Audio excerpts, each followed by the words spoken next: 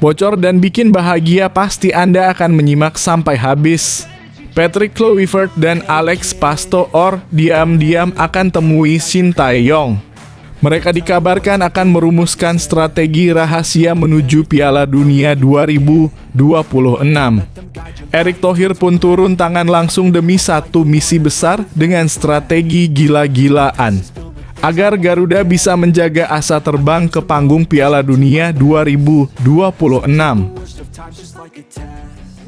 Komentar pedas tapi membangun dari Shin Tae-yong dan Marcelino Ferdinand usai timnas putri Indonesia takluk 0-2 dari Pakistan. Tanpa hati, fisik, chemistry, dan mental tim senior bisa bernasib sama. Ada apa ini?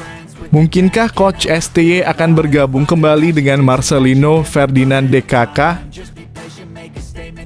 Timnas putri dipermalukan di depan Erick Thohir. Ini reaksi mengejutkannya.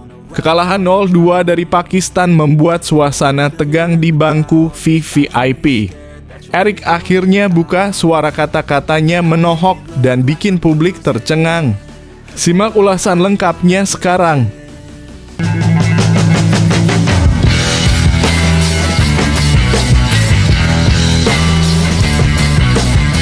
Sebelum kita lanjut ke berita terlengkapnya, alangkah mulianya bagi kalian untuk tekan tombol like, dan yang belum subscribe, tolong subscribe channel ini.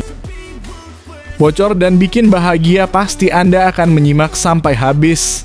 Patrick Kluivert dan Alex Pastoor diam-diam akan temui Shin Tae-yong.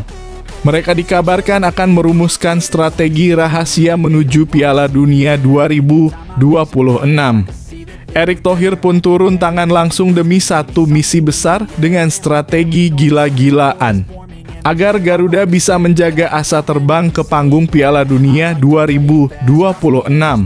Sebuah kabar menarik mengguncang jagat sepak bola Indonesia. Dua pelatih tim nasional saat ini, Patrick Kluivert dan Alex Pastoor, disebut-sebut akan bertemu dengan mantan pelatih legendaris timnas Indonesia, Shin Tae-yong, dalam waktu dekat.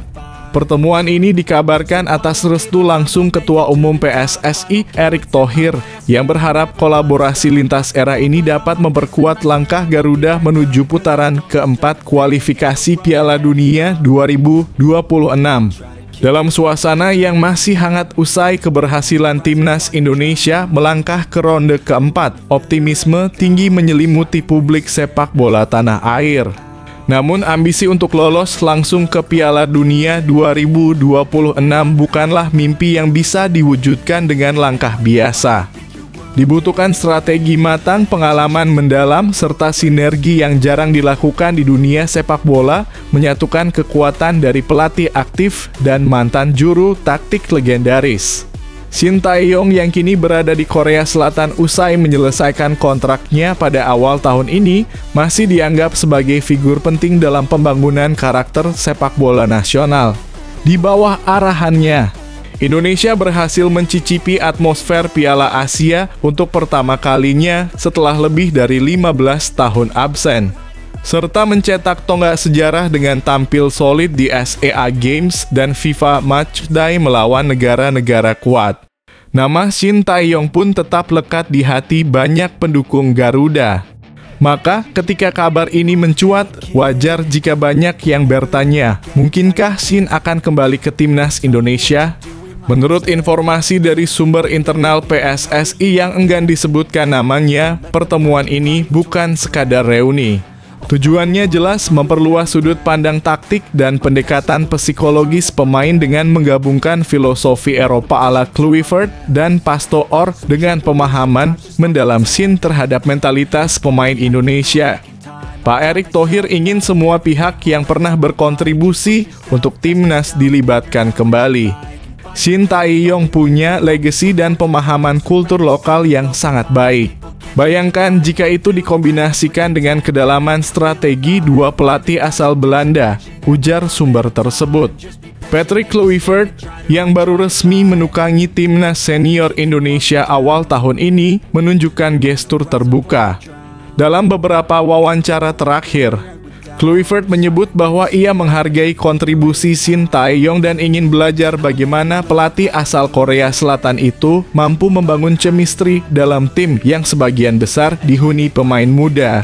Sementara itu, Alex Pastoor, asisten pelatih timnas yang juga sempat bekerja di Eropa dan Timur Tengah, mengaku tertarik dengan metode latihan STY yang fokus pada disiplin dan daya tahan. Kombinasi pengalaman mereka bertiga dianggap sebagai potensi kekuatan baru yang bisa melambungkan Indonesia ke level selanjutnya. Bukan tidak mungkin kami bertemu untuk bertukar pandangan. Sepak bola bukan soal ego, tapi soal membangun sesuatu yang lebih besar dari diri sendiri, ujar Pastoor dalam wawancara dengan media Belanda. Erick Thohir sebagai arsitek besar proyek kebangkitan timnas juga telah memberikan sinyal kuat soal pentingnya kolaborasi dalam mencapai target besar 2026. Ia menyebut bahwa PSSI siap membuka pintu bagi siapapun yang mampu membawa Indonesia lebih dekat ke panggung dunia. Kami ingin semua elemen terbaik bersatu. Tidak ada alasan untuk membatasi ruang kolaborasi. Jika Shin Tae-yong bersedia membantu, kami sambut dengan tangan terbuka, tegas Erick kepada awak media saat menghadiri rapat persiapan jelang ronde keempat. Pernyataan ini tentu saja membuat publik berspekulasi, apakah STY akan kembali menjadi bagian dari staf pelatih timnas. Beberapa analis sepak bola menyebutkan kemungkinan peran baru bagi Shin bukan sebagai pelatih kepala, melainkan sebagai penasihat teknis atau mentor pengembangan taktik. Peran ini akan memungkinkan dia terlibat langsung dalam perencanaan dan pemantauan tim tanpa harus meninggalkan negaranya secara permanen. Reaksi supporter pun beragam. Sebagian besar menyambut hangat wacana ini. Di media sosial, tagar hashtag STY Comeback sempat trending menunjukkan kerinduan publik terhadap figur pelatih yang dianggap berhasil mengangkat harga diri sepak bola Indonesia di level Asia.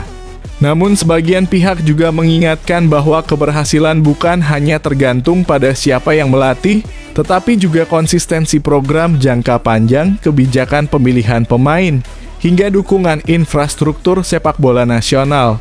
PSSI sendiri belum mengeluarkan pernyataan resmi soal waktu dan tempat pertemuan antara Kluivert, Pastoor, dan Shin Tae-yong. Namun sumber internal menyebutkan bahwa pertemuan tersebut kemungkinan akan berlangsung secara privat, entah di Jakarta atau dalam forum daring jika Shin tidak bisa hadir langsung. Yang pasti, langkah ini menunjukkan keseriusan Indonesia untuk tidak hanya hadir di kualifikasi, tetapi berjuang sungguh-sungguh agar Garuda terbang ke langit Piala Dunia 2026. Jika kolaborasi ini benar-benar terwujud, maka bisa jadi inilah bentuk baru diplomasi sepak bola Indonesia menggabungkan visi masa depan dan warisan masa lalu demi satu cita-cita besar bendera merah putih berkibar di panggung sepak bola terbesar dunia.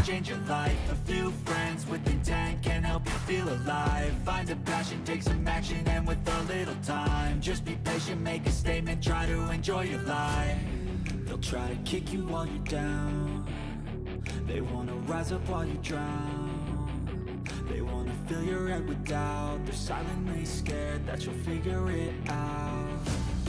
I'll make it look like I'm losing, won't bother hiding my bruises. And when they finally think you're wounded, then it's your chance to be ruthless.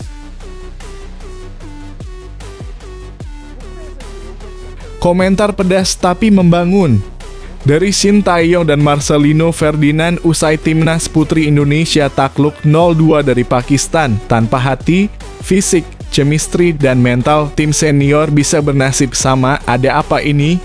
Mungkinkah Coach STY akan bergabung kembali dengan Marcelino Ferdinand DKK? Kekalahan timnas putri Indonesia dari Pakistan dengan skor 0-2 dalam laga uji coba internasional di Indomilk Arena menuai reaksi keras dari dua sosok penting dalam sepak bola Indonesia, mantan pelatih timnas Indonesia, Shin Tae-yong, dan pemain timnas senior pria, Marcelino Ferdinand. Keduanya mengingatkan bahwa kekalahan seperti ini bisa menimpa timnas pria jika tidak bermain dengan sepenuh hati, fisik tangguh, mental baja, dan chemistry yang solid. Dalam laga yang berlangsung di Stadion Milk Arena, tim asuhan pelatih nasional wanita tampak kehilangan arah permainan. Serangan sporadis dan minimnya komunikasi antar pemain dimanfaatkan dengan baik oleh tim Pakistan yang tampil lebih solid secara taktik dan mental. Hasil ini memunculkan kekhawatiran lebih dalam tentang kondisi mentalitas dan kesiapan tim nasional, baik wanita maupun pria.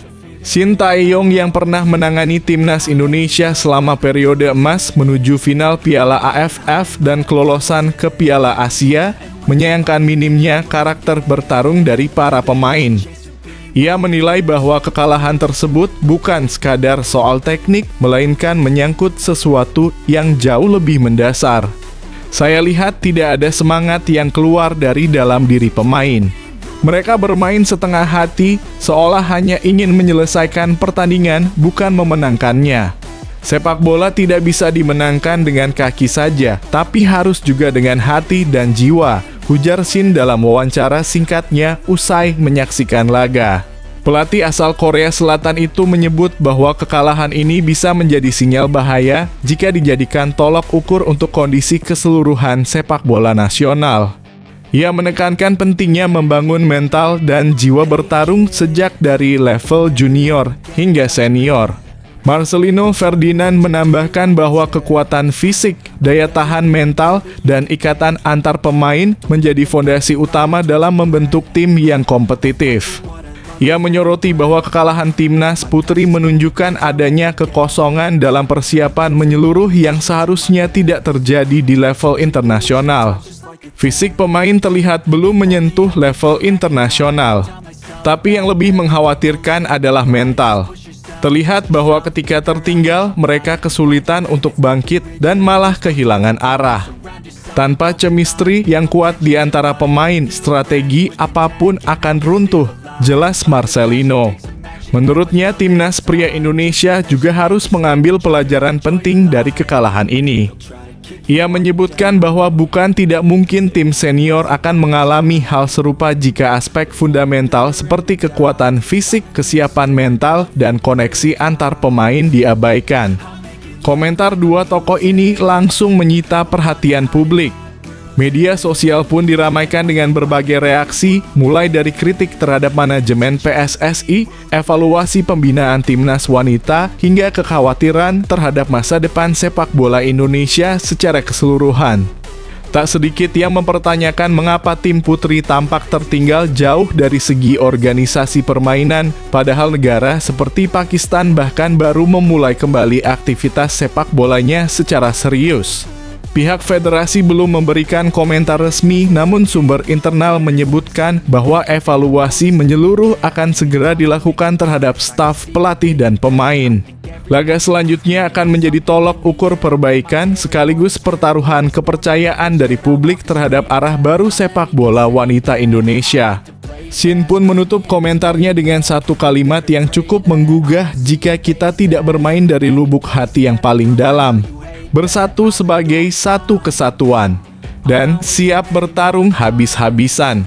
Maka cepat atau lambat kita juga akan kalah. Lawan kita tidak tidur. Kekalahan timnas putri ini menjadi cambuk keras bagi sepak bola Indonesia. Namun di balik kekecewaan itu, terselip harapan bahwa kritik yang tajam akan direspons dengan kerja keras, bukan defensif.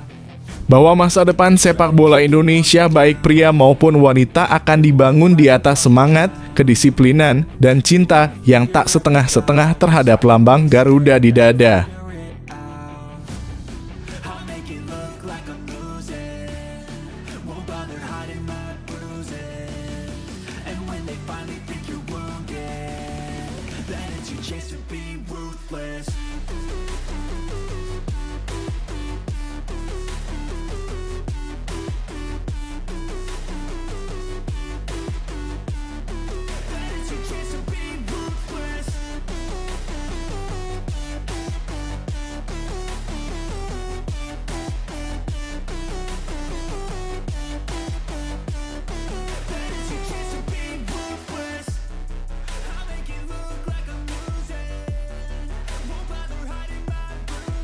Timnas putri dipermalukan di depan Erick Thohir, ini reaksi mengejutkannya. Kekalahan 0-2 dari Pakistan membuat suasana tegang di bangku VVIP. Erick akhirnya buka suara kata-katanya menohok dan bikin publik tercengang. Simak ulasan lengkapnya sekarang. Ketua Umum PSSI Erick Thohir menilai Timnas Putri Indonesia telah tampil bagus meski dia menyayangkan Garuda Pertiwi kalah dari Pakistan. Timnas Putri Indonesia harus mengakui keunggulan Pakistan setelah menelan kekalahan 0-2 dalam laga kedua grup D kualifikasi Piala Asia Wanita 2026 di Stadion Indomilk Arena, Tangerang, Rabu 27/2025. Dalam laga ini, Timnas Putri Indonesia sebenarnya tampil bagus sejak menit pertama. Tim asuhan Satoru Mochizuki tampil menekan sejak awal pertandingan. Namun mereka malah kecolongan pada menit ke-8 melalui serangan cepat yang dilakukan Pakistan. Pakistan berhasil unggul melalui Nadia Khan yang berhasil mengarahkan bola ke gawang dan Ghea Yumanda gagal menghalaunya. Kegagalan Ghea membuat bola langsung mengarah ke gawang dan Iris Dero tidak berhasil mengantisipasi.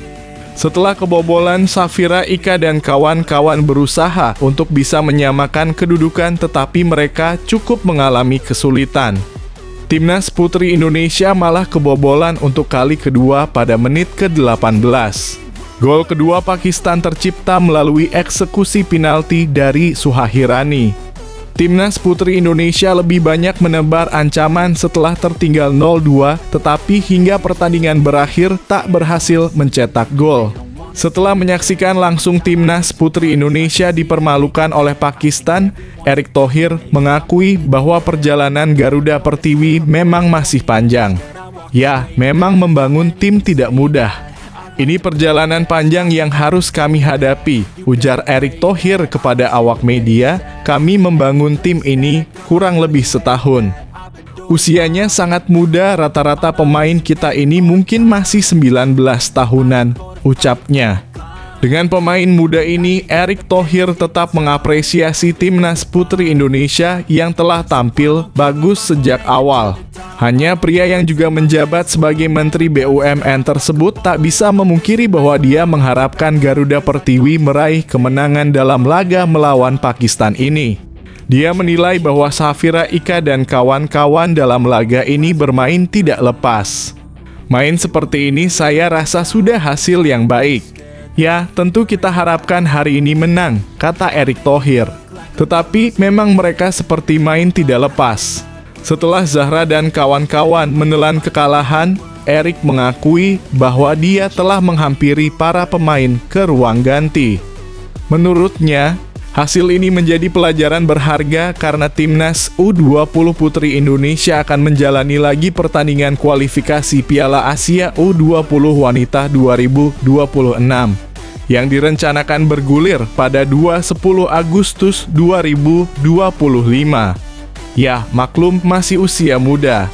Tetapi tadi saya sampaikan di dalam ruang ganti bahwa hasil ini menjadi pelajaran buat mereka untuk kejuaraan U20 AFC. Sebagian besar pemain bisa tampil di sana, jelas Erick. Jadi hasil ini biar menjadi pelajaran buat mereka.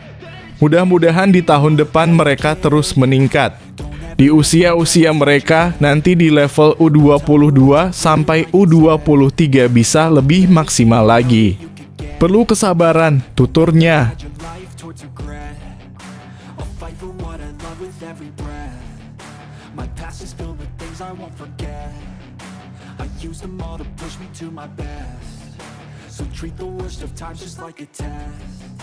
If only I could go back in time, I'd tell myself that everything will end up alright. Just push yourself, test yourself, figure out what you like, and find your limits, don't be rigid, always work towards a prime. Surround yourself with open minds, people can change your life. A few friends with intent can help you feel alive. Find a passion, take some action, and with a little time, just be patient, make a statement, try to enjoy your life.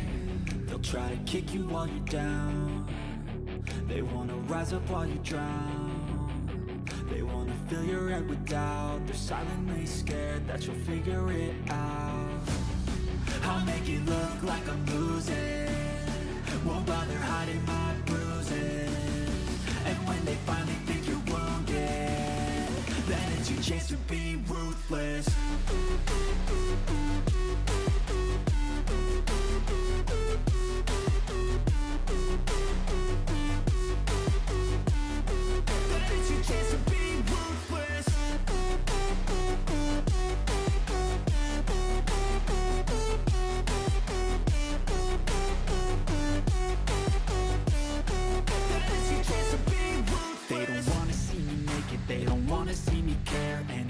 Make some progress, I can see that they compare. I think everyone's against me, maybe something in the air. Am I paranoid? I swear a void is forming and they're scared. I walk a straight path, not many can say that. I like to play fast, cross me and there's payback. You better pray that I don't see your face at any place that I go. I know you hate that. I've been doing fine, I'm not wasting any more time. Liverpool bakal menyesal jika jual Harvey Elliott, dia masa depan pengganti Mo Salah. Mike Richards menilai Liverpool bakal menyesal jika menjual Harvey Elliott. Ia merasa Elliott adalah penerus yang sempurna untuk Mohamed Salah. Liverpool dikabarkan berniat untuk melepas Harvey Elliott. Si Merah memasang harga 50 juta euro untuk gelandang asal Inggris ini. RB Leipzig disebut menjadi peminat utama dari Elliott. The Reds berencana menjual Elliott karena bukan pilihan utama manajer Arne Slot. Pemain 22 tahun mencatatkan 28 penampilan di musim lalu dengan 18 diantaranya di Liga Inggris. Namun, Elliott hanya 6 kali menjadi starter di Liga Inggris 2024/2025. Ia mengemas 1 gol dan 2 assist. Mantan pemain Manchester City, Mike Richards, menilai Liverpool bakal menyesal jika benar-benar menjual Elliott. Ia menilai Elliott penerus yang sempurna untuk Mohamed Salah di sisi kanan Liverpool. Richard tak ingin Liverpool melakukan kesalahan yang sama dengan Manchester City saat melepas Cole Palmer. The Citizens terburu-buru menjual Palmer ke Chelsea karena hanya sebagai pelapis Kevin De Bruyne dan Phil Foden.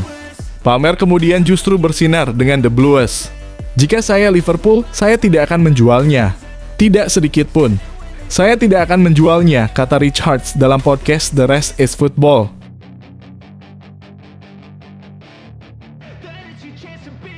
Hey kid, don't ever let them get inside your head. They'll tell you what to do in life instead of everything you know that you could get. Don't let them guide your life towards regret. I'll fight for what I love with every breath. My past is filled with things I won't forget. I use them all to push me to my best. So treat the worst of times just like a test. If only I could go back in time. Arsenal lagi-lagi kepincut pemain Chelsea, Noni Madueke jadi incaran The Gunners. Aktivitas Arsenal untuk mendatangkan pemain belum berhenti. The Gunners kini kembali mengincar pemain Chelsea. Laporan dari Inggris menyebutkan pasukan Mikel Arteta kepincut untuk mendatangkan pemain sayap Chelsea Noni Madueke. Menurut laporan jurnalis Florian Plettenberg lewat akun X @Letigoal, pemain timnas Inggris itu disebut akan mampu memperkuat lini depan Arsenal.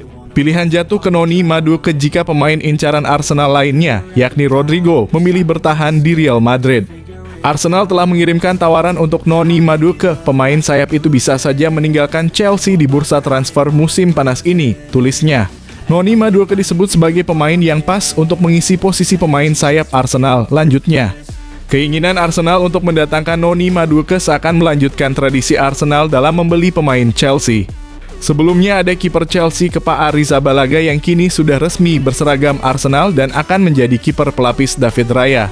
Apakah menurutmu Arsenal butuh Noni Madueke? Atau harus fokus ke target utama seperti Rodrigo? Yuk sampaikan pendapatmu di kolom komentar.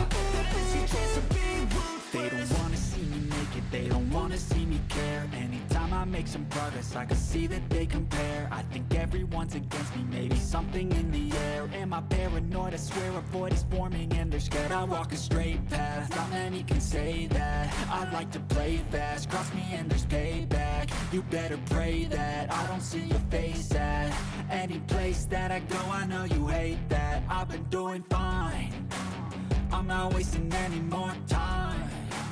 I live for the fight and the climb. I think that the pain that's deep inside is what defines. Terungkap, Ini alasan Joao Pedro lebih memilih pindah ke Chelsea dibanding Newcastle United. Chelsea berhasil menyelesaikan perburuan Joao Pedro dari klub kuda hitam Liga Inggris, Brighton and Hove Albion, dan segera bergabung bersama The Blues musim panas ini.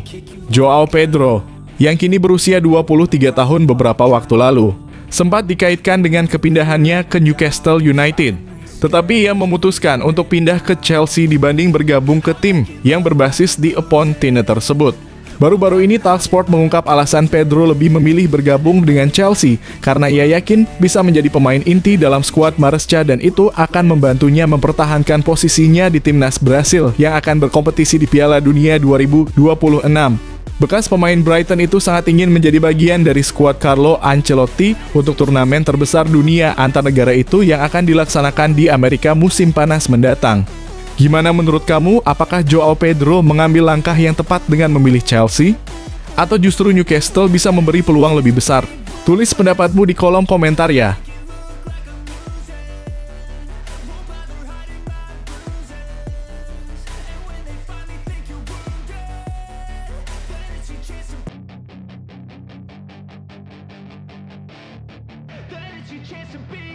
Hey kid, don't ever let them get inside your head. They'll tell you what to do in life instead of everything you know that you could get. Don't let them guide your life towards regret. I'll fight for what I love with every breath. My past is filled with things I Manchester United dekati Ollie Watkins siap cari pengganti Højlund yang melempem. Manchester United dikabarkan telah melakukan kontak awal dengan Aston Villa terkait potensi transfer striker andalan mereka, Ollie Watkins. Langkah ini muncul di tengah ketidakpastian masa depan Rasmus Højlund yang belum mampu memenuhi ekspektasi di Old Trafford. Menurut laporan The Athletic, United telah menghubungi pihak Villa melalui perantara untuk menjajaki kemungkinan mendatangkan Watkins ke teater impian pada musim panas ini. Penyerang tim nasional Inggris itu masuk radar setelah performa konsistennya dalam beberapa musim terakhir di Premier League. Rasmus Højlund yang didatangkan dengan mahar tinggi dari Atalanta pada 2023 gagal tampil meyakinkan sepanjang musim 2024 hingga 25. Penyerang asal Denmark itu hanya mencetak 4 gol dalam 32 pertandingan Premier League, jauh dari ekspektasi klub dan publik Old Trafford. Watkins bukan nama asing dalam persaingan papan atas Liga Inggris. Sejak bergabung dengan Aston Villa, ia telah mencetak total 75 gol dalam 184 penampilan liga. Musim lalu saja striker 28 tahun itu menyumbang 16 gol dalam 38 laga Premier League, kontribusi vital dalam mengantarkan Villa finish di zona Liga Champions. Gimana menurut kamu? Haruskah United terus bersabar dengan Højlund atau saatnya datangkan Watkins demi hasil instan? Yuk, tulis pendapatmu di kolom komentar.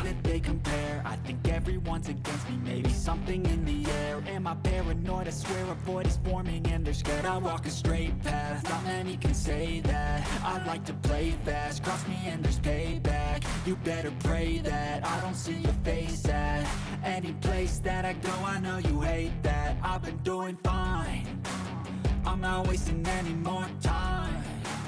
I live for the fight and the climb, and I think that the pain that's deep inside is what defines.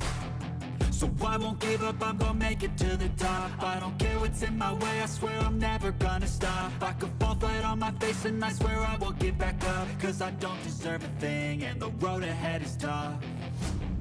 They'll try to kick you while you're down, they wanna rise up while you drown. Manchester City serius incar Lautaro Martinez, siap bajak bintang Inter Milan musim panas ini. Manchester City kembali mengguncang bursa transfer musim panas. Setelah gagal total dalam laga pramusim dan performa lini depan yang belum konsisten, tim asuhan Pep Guardiola kini dikabarkan membidik nama besar dari Serie A Lautaro Martinez, penyerang andalan Inter Milan. Ketertarikan ini bukan tanpa alasan. Meski Erling Haaland tetap menjadi andalan utama di lini depan, Guardiola merasa timnya membutuhkan opsi lain yang bisa memberikan variasi serangan dan mengurangi ketergantungan terhadap satu nama saja. Lautaro dinilai cocok karena bisa bermain sebagai penyerang utama maupun sebagai second striker, peran yang semakin langka di sepak bola modern. Kontrak Lautaro bersama Inter masih berjalan hingga 2026, namun City siap menguji kesetiaan sang kapten Nerazzurri dengan tawaran menggiurkan. Disebut-sebut klub Inggris itu telah menyiapkan dana hingga 110 juta, ditambah sejumlah klausul bonus performa. Angka itu berpotensi menggoda Inter yang tengah mempertimbangkan restrukturisasi skuad usai musim 2024/25 yang berat di level Eropa. Sementara itu, Lautaro belum memberikan komentar langsung terkait rumor tersebut. Namun dalam wawancara sebelumnya, ia sempat menyatakan keinginannya untuk mencoba tantangan baru suatu hari nanti. Apakah ini saat yang tepat? Kabar ini tentu membuat para pendukung City dan Inter Milan waspada. Bagi Citizens, kehadiran Lautaro bisa menjadi pelapis sekaligus tandem sempurna bagi Haaland, terutama saat memasuki jadwal padat musim depan. Sementara bagi Inter, kehilangan sang kapten bisa menjadi pukulan telak yang memaksa mereka mencari pengganti sepadan dalam waktu singkat.